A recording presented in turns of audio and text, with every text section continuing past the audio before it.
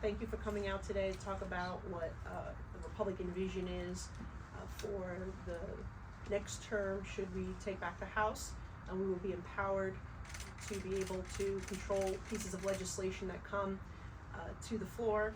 And we've designed a commitment to America. I was on the American Security Task Force, and what the leader did was split up all the members based on different issues of interest.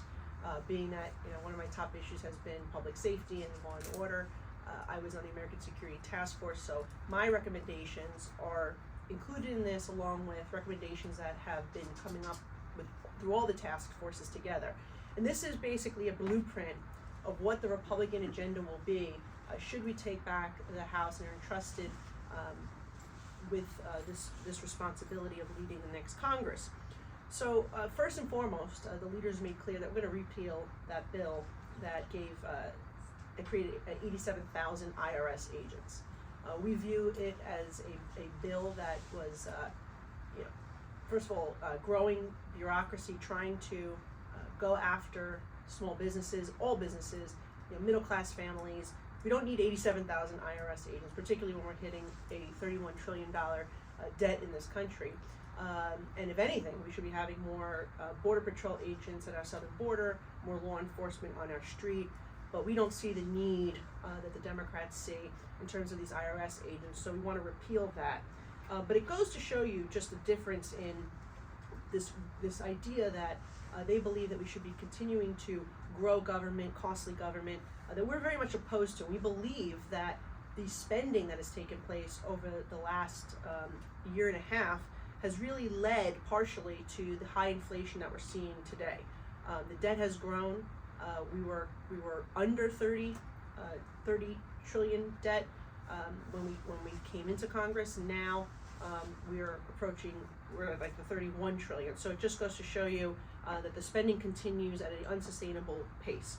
So one of our first agenda items is to fight inflation, to lower the cost of living, and that means less spending. It means repealing unnecessary spending like the IRS agents, and we found a lot of waste if you look at the Inspector General reports, whether it's the Department of Defense, a lot of the waste that was spent in Afghanistan, whether it's waste in the COVID relief package. We're talking about billions and billions, tens of billions of dollars in waste, fraud, and abuse. So we can't continue to pass packages like that. We just have to be more in line. Every small business, every household has a budget, lives within their means, and government needs to do the same. The other contributing factor to inflation has been energy. The decisions made by this administration have put us in a position where, number one, everything has increased as a result. Transportation of food, of goods, all of that is leading to higher prices at the store, at the grocery, at the market. In addition to that, we're seeing increases at the gas pump. And I know the president wants to talk about Putin, and yes, the Russian invasion had some impact on energy, but really, if you look before the invasion, the cost of energy had gone up significantly. We were roughly around $2.20 when Biden came into office. We were roughly around close to $3.50 before the invasion from Russia. So it was decisions made by this administration that have led to energy prices soaring. And so we believe that we want energy diversification. We want clean energy, but not to the exclusion of traditional sources such as oil and gas. And we believe that if we have diversification, that we will see energy prices decline. We're going to see heating prices soar this winter because of some of these decisions. And as you know, gas prices have only come down because the president chose to raid our strategic reserves, which puts us in a very vulnerable situation if there was an emergency. Right now there's a hurricane hitting Florida. If there was a terrorist attack, that's what the strategic reserves are meant for. So I'm very concerned about us not producing and ramping up domestic production and diversification. Another impact on energy was Governor Cuomo's closure of Indian Point Power Plant. The nuclear energy is clean energy. And that accounted for 26% of New York City's electricity. And so now with that loss, you're relying on other sources, dirtier sources, and it has increased the pressure on people who are trying to, provide electricity in their homes or their businesses. So these are bad decisions that were made, and we should work to reverse them. Look at what happened in Europe right now, right? France is looking to, reignite nuclear power.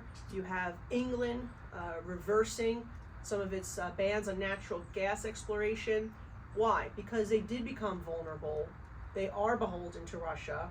They realize it's a national security issue, and it's become a major economic issue for their constituencies. So why would we ever follow in their footsteps and do the same thing here? But that's what is exactly what's happening under this administration. This last bill they passed, the so-called Inflation Reduction Act. I mean, that puts a bunch of taxes, regulations, further crushing traditional energy sources. So that's going to have an even worse impact on America's energy supply. So I think one of the other things that we need to do is bring our supply chain home. We're very focused on this issue, but particularly when it comes to medication, there are ingredients that we rely on China for, which creates a national security issue as well. And that has to be one of the major focuses of this new Congress, is ending our dependence on China for these particular things. I mean, we saw during COVID what happens when you rely on China for PPE, for things along the supply chain. We can't do that. We have to try to bring manufacturing home, and the only way we're going to do that is increasing our competitiveness and making sure we also have cyber security resiliency. Which brings us to a nation that's secure. We have to secure the border. Okay. Unfortunately, this administration undid a lot of the policies that were working. Remain in Mexico, catch and release, ending that. They decided to start that up again. We're seeing people released into the interior, and this is a problem. And just to give you the extent of the issue, 4 million people, nearly 4 million people, have entered our country, encountered at the border, since this president took office. That's 4 times the population of his home state of Delaware. And it's just completely unsustainable. We are a nation of immigrants. We are a very generous nation. My parents are immigrants who were privileged to have the opportunity to come here, but there was order and there was a process. Right now, there's no process. And so what we're seeing as a result, migrants are being exploited. We're seeing sex trafficking, child trafficking. I went to the border, I could tell you personally, seeing children that were crying because they were abused on this journey. It is not a generous policy or a sympathetic policy at all, because people are being exploited. And in addition to that, they caught 60 individuals on the terrorist watch list crossing our borders.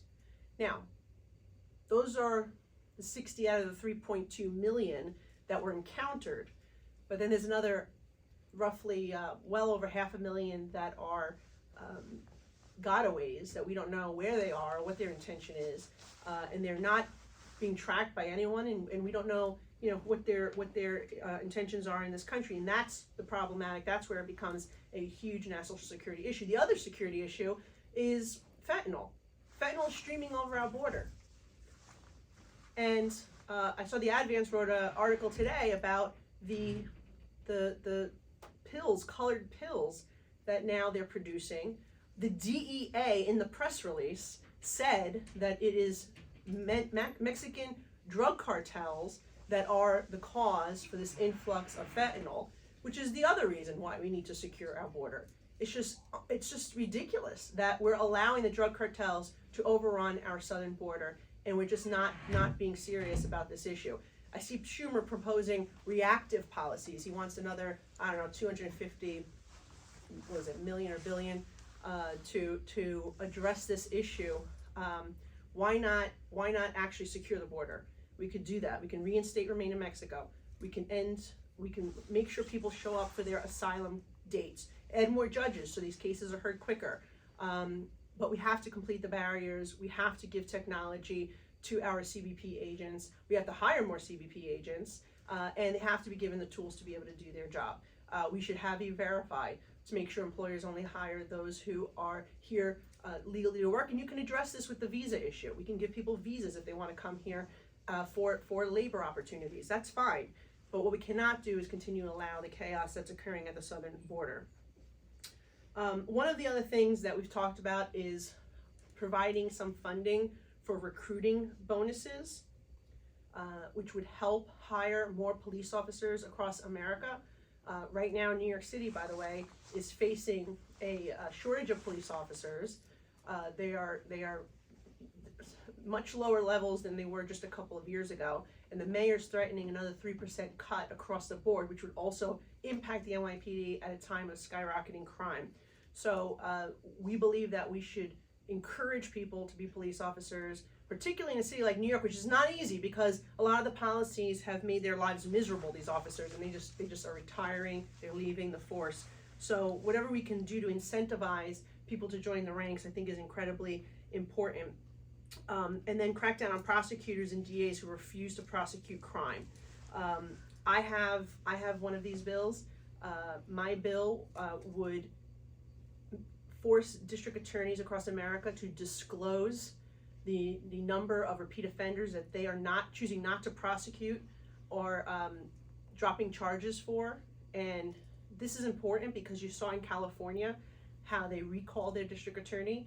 We don't have that law here in New York, but maybe it would give the public the information, the transparency that they deserve to make a decision, whether it's electing a different district attorney, or if they do have those recall laws, that they can do it. But it's basically to shine the light on those prosecutors like Alvin Bragg who doesn't want to prosecute certain crimes.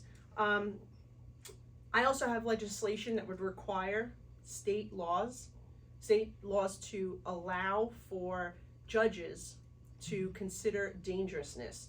New York is one of the few states in the nation with their bail law that does not consider dangerousness or require that judges can allow them rather to consider dangerousness.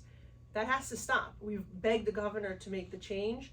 Governor refuses to do it. So we're looking at the federal level. What can we do? We can do something by mandating all states give that discretion to judges. So education has become a big theme all around America. We think it's incredibly important that parents have access to their children's curriculum. I've heard from many parents in our community who are concerned about some of the books, some of the classroom instruction in and around New York City, both in public and in private schools. So we believe that it is incumbent upon school districts, upon schools to be able to give access to parents so they can see the curriculum that is being taught to their children. And in many places around the country, people are concerned about divisive CRT curriculum, critical race theory, about teaching young children about sexual identity without parental consent. So this is what this piece of legislation is about, to give parents more involvement in their school system, but also to be transparent. We also have talked about healthcare, and with healthcare, we believe that PBMs are a major issue. The PBMs are the middlemen that negotiate prescription prices, and they have become a conflict of interest, quite frankly. They represent both the big pharmacies as well as negotiating and dictating what competitors are making. They're not transparent about rebates, and they don't pass on those savings to consumers. President Trump tried to address this issue and he got sued. So we want to bring this back to the forefront and ensure that we are doing what we can to lower prices through transparency, through choice, through competition, as a free market would want. But the PBMs is the main reason why we're seeing drug prices as high as they are.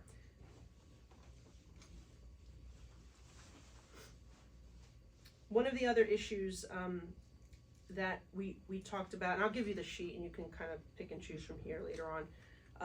But one of the other things that we do support is making sure that we have voter ID. People have lost faith in the integrity of their election system in some states, and we have to make sure that we restore that. And I think the way to do that is to make sure that we have, voter IDs requiring states to clean up their voter rolls. I mean, how many people are left on the voter rolls after they leave states? There needs to be more clarity on that.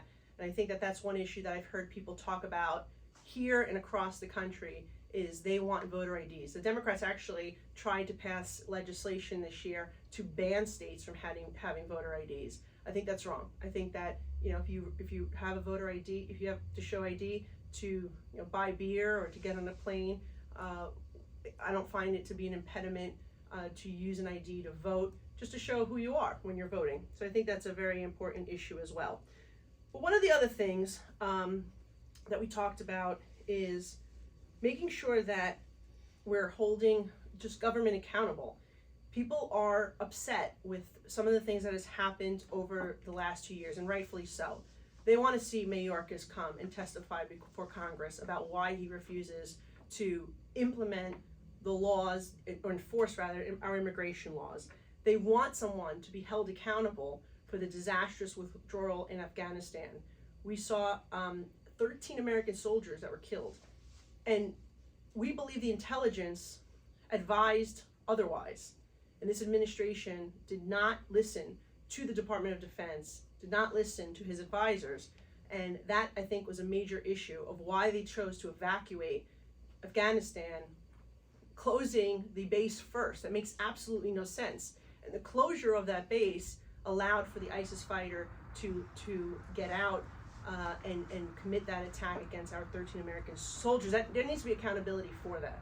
And this Congress under Nancy Pelosi has refused to have hearings on this. They refuse to have anything on it. And whatever hearings that we've had, or any type of question and answer sessions that members of the Foreign Affairs Committee have all been closed door, not public. And we think that we need to see, the American people deserve answers as to what occurred there. So, and the last thing is, people have to show up to work, right? Congress needs to show up to work. To this day, we still have members of Congress that are voting by proxy. They're not showing up in person. We had one member who actually voted from France, and they're using COVID as an excuse. And with the tight margin that we have right now in votes, it's incredibly important that people actually show up for their jobs. So ending proxy voting and making sure that members of Congress have to be in person to vote is another important thing that we want to implement for just good government. I think it's incredibly important. So we have some other points here, but I'll allow you to take the sheet, and then you could add.